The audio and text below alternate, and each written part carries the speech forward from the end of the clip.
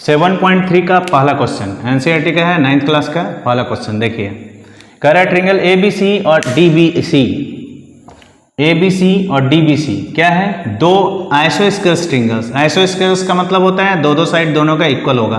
तो ऐसे क्वेश्चन में, फिगर में तो ऐसा नहीं दिया, लेकिन हम यहाँ बता दिए। क्वेश्चन में दिया हुआ है आपका कि आइसोस्केलस ट्रिंगल है, तो ये दोनों साइड इक्वल है, इसका ये दोनों साइड इक्वल है।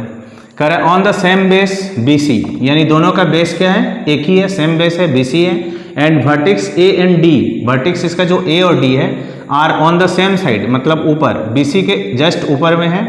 अब कह रहा है if AD is extended to intersect BC, कह रहा है एडी जो है वो बीसी को पॉइंट पी पर इंटरसेक्ट करता है। तो सो दैट प्रूव करना है, पहला प्रूव करना है कि एबीडी कॉन्ग्रुएंट है एसीडी का, एबीपी कॉन्ग्रुएंट है एसीपी का, और एपी बाइसेक्ट करता है एंगल ए को और डी को, जैसे ए को करता है वैसे डी को करता है। और AP is the perpendicular bisector of BC, यानी एपी जो है परपेंडिकुलर बाइसेक्टर है, यानी बाइसेक्ट भी कर रहा है और परपेंडिकुलर भी है, किस पर, बीसी पर। तो पहला स्टार्ट करते हैं इसका 1 नंबर, पहला क्वेश्चन। जो ट्रिंगल बोला है पहले हम लोग उसको ले लेते हैं, A B D and A C D, ठीक है। देखिए सबसे पहले यहाँ दिया है, देखिए इस ट्रिंगल में ए बी डी और ए सी डी में ये साइड इक्वल है, तो हम लोग पहले लिखेंगे कि ए बी जो है वो किसके बराबर है, ए सी। क्यों, क्योंकि ये आइसोस्केलस ट्रिंगल है, तो गिवन लिख सकते हैं हम, क्वेश्चन में दिया हुआ है। इसके बाद ले लेते हैं हम लोग बी डी और उधर से ले लेंगे सी डी, ये भी आपका गिवन है क्योंकि दो आइसोस्केलस ट्रिंगल के बारे में बोल रहा है। और देखिए ध्यान से कि ए डी दोनों में कॉमन है, देखिए ए डी इस ट्रिंगल के लिए भी एड आता है, इसका भी ए डी आता है, और आप यहाँ से भी मिला सकते हैं कि ए डी यहाँ भी है, तो इसको हम लोग कॉमन लिखेंगे। तो हम देख रहे हैं कि तीनों का साइड इक्वल है, तीनों का साइड अगर इक्वल है तो हम लोग रूल लिख सकते हैं कि बाय एसएसएस रूल, इस रूल से दोनों ट्रिंगल कॉन्ग्रुएंट हो जाएगा, यानी ए बी डी कॉन्ग्रुएंट हो जाएगा ट्रिंगल ए सी डी। पहला आपका आंसर कंप्लीट हो गया। दूसरा देखते हैं, दूसरा है A B P and A C P. अब ए बी पी और ए सी पी कैसे बराबर होता है वो देखिए। तो ए बी पी में ए बी ए सी के बराबर पहले से है, और ए पी दोनों में है, और अभी अभी हम कॉन्ग्रुएंट किए तो ये दोनों भी आपस में इक्वल हो गया, तो उसको हम ले लेते हैं पहले। तो लेते हैं ए बी ए सी के बराबर है, ये गिवन है। फिर 1 2 के बराबर है। क्यों बराबर है, क्योंकि ऊपर वाला ट्रिंगल अभी अभी हम लोग इक्वल किए हैं, कॉन्ग्रुएंट किए हैं। A B D congruent A C D, जब दोनों कॉन्ग्रुएंट हो गया तो किस रूल से चला जाएगा, बाय सीपीसीटी से। उसके बाद देखिए एपी दोनों में है,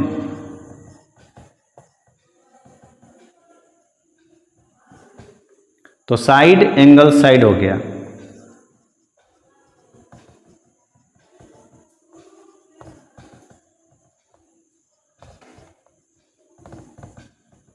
तो साइड एंगल साइड से क्या हो गया, दोनों का दोनों कॉन्ग्रुएंट हो गया, यानी ए बी पी और ए सी पी दोनों का दोनों कॉन्ग्रुएंट हो गया। अब क्वेश्चन नंबर 3 में चलते हैं।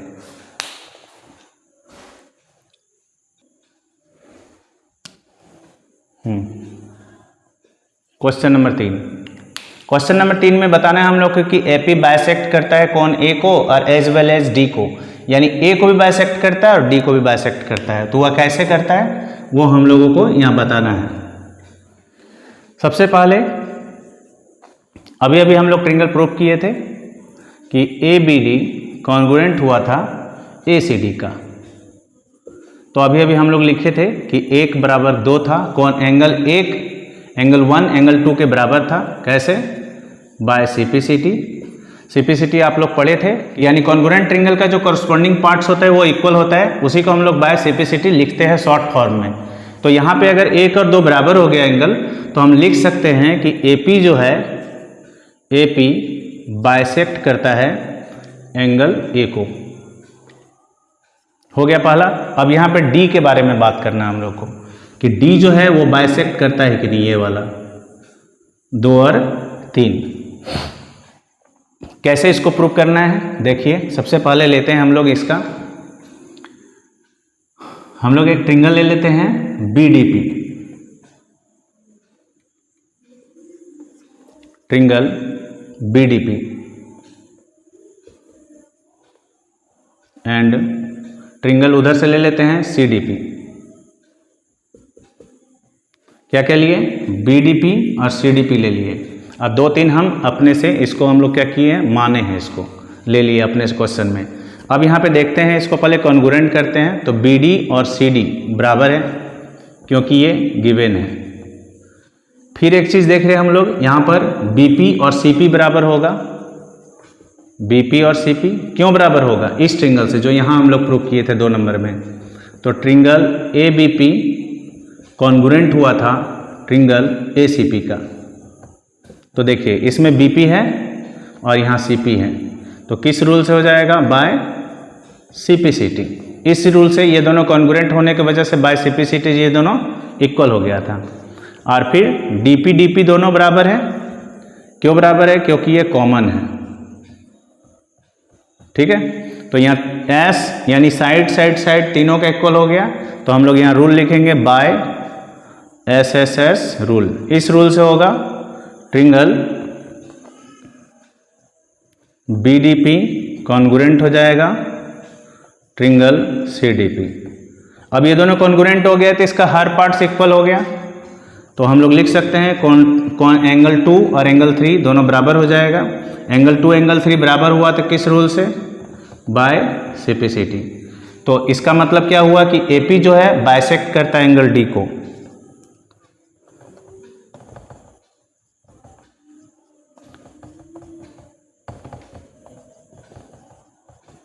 Bisect angle D।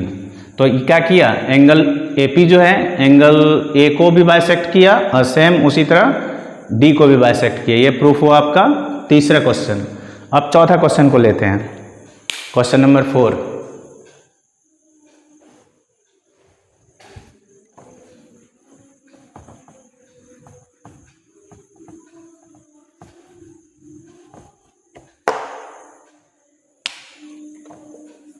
Question number 4 में बोल रहा है कि AP is the perpendicular bisector of BC, यानी परपेंडिकुलर भी है और बाइसेक्टर भी है।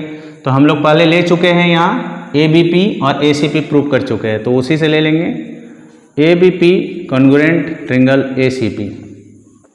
जब ये दोनों कॉन्ग्रुएंट हो गया तो BP और CP तो बराबर हो गया बाय CPCT से। तो हम लोग यहाँ अगर ये CPCT से इक्वल है तो हम लोग लिख सकते हैं कि AP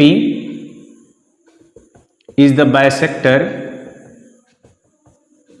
बाइसेक्टर ऑफ BC। हम लोग लिख सकते हैं कि BC का ये AP क्या है? बाइसेक्टर है। अब परपेंडिकुलर प्रूफ करना है, वो भी कर लेते हैं। तो लिखेंगे चूंकि APB बराबर APC, APB APC बराबर होगा। क्यों बराबर होगा? Bye CPCT। इस CPCT से ये दोनों बराबर हो गया। अब हम लोग ले लेंगे bye linear pair. Linear pair से हम लोग जानते हैं कि एक लाइन जो होता है स्ट्रेट लाइन, उस पर अगर 2 एंगल बना हुआ है तो ये दोनों एंगल का जो सम होगा वो 180 होगा। तो दोनों को हम लोग जोड़ते हैं, APB और APC जोड़कर 180। चूँकि ये दोनों इक्वल है इसलिए हम लोग दोनों को एक ही बार लिख सकते हैं, मतलब एक ही चीज़ को 2 बार लिख सकते हैं। तो यहाँ 2 एंगल APB बराबर 180, 2 से कटाएंगे 90 बाद में, तो APB बराबर 90 degree.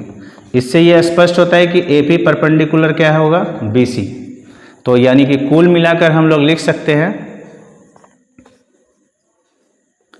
AP is the perpendicular bisector